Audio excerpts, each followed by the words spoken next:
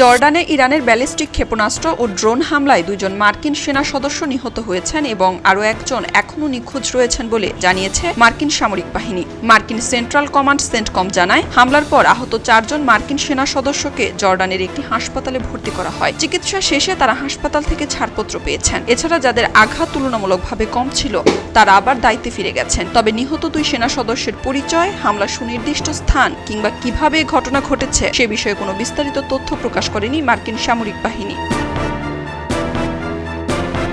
এদিকে শনিবার রাতে প্রেসিডেন্ট ডোনাল্ড ট্রাম্পের নির্দেশে ইরানের বিরুদ্ধে নতুন করে বিমান হামলা চালায় যুক্তরাষ্ট্র। সেন্টকমের ভাষ্য অনুযায়ী টানা 8ম রাতের এই অভিযানের লক্ষ্য ছিল হরমুজ প্রণালীতে বাণিজ্যিক জাহাজ চলাচলের জন্য হুমকি সৃষ্টি করে ইরানের সক্ষমতাকে আরও দুর্বল করা। বিবৃতিতে আরও বলা হয়, জর্ডানে মার্কিন সেনাদের ওপর হামলার জন্য দায়ী ইসলামিক রেজুলেশনারি গার্ড কোর IRGC-কে দ্রুত জবাব দিতেই এই হামলা চালানো হয়েছে। তবে অভিযানের লক্ষ্যবস্তু বা ক্ষয়ক্ষতির বিষয়ে অতিরিক্ত কোনো তথ্য প্রকাশ করা হয়নি।